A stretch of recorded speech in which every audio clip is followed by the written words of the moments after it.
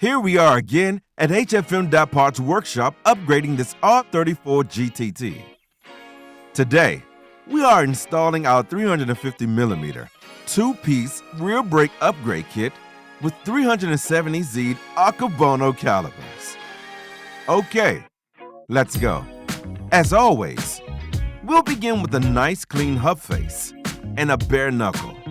This kit requires a little bit of patience and some careful workmanship, so please pay attention. We recommend watching the video in full before beginning any work.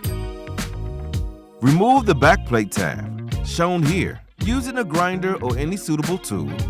Then clean up any sharp edges using a flapper disc or file. To accommodate the larger rotor, you'll also need to remove the edge of the backing plate, or the entire backing plate if you prefer. Then clean up any sharp edges. Good. If you're choosing to retain as much of the backing plate as possible, like we do, you need to cut out the portion that will interfere with the caliper. From the bottom corner of the backing plate, measure 70 to 75mm and create a diagonal line with the marker upwards as shown. Then, cut this portion away. Good. I like that. Insert one of the custom shoulder bolts from the bolt kit into the bottom hole of the knuckle. Mark the knuckle at 2 and 6 o'clock for the right side, or 10 and 6 o'clock for the left side. Then draw around the bolt. We'll use these marks as a guide to indicate how much of the knuckle will need to be removed to avoid caliper interference.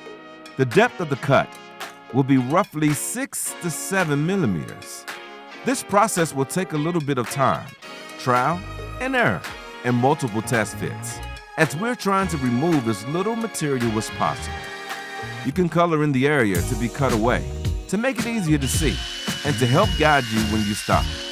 Here, we're using a grinder to make our main cuts, paying extra attention to avoid cutting past any of the markings. Great.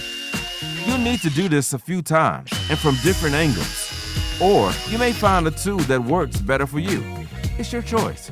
Insert the bolt and make sure you remove enough material and avoid it interfering with the bolt. Finish by rounding off all the edges to create a relatively smooth radius. Nice.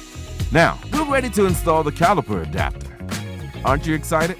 Position the caliper adapter and insert the custom shoulder bolts. Then, use a torque wrench to secure the adapter. Settings will be listed on the screen. Test fit the caliper, swinging it up into position. Here, we can see the top of the hole is obstructed. Since we've already removed the maximum amount of material possible from the knuckle, any issue with the bolt hole clearance will now need to be marked on the caliper for removal.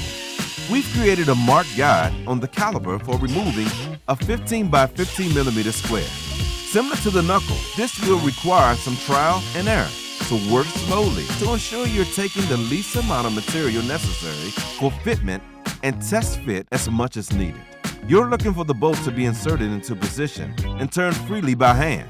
Here, we can see the top bolt hole is now unobstructed. Now, we can install the rotor.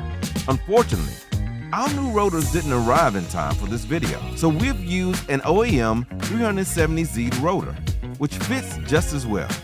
Lastly, you can reinstall your caliper, and your brake kit is ready to go. As always, we're here to help. If you have any questions, reach out at help@hfm.parts or find us on Instagram.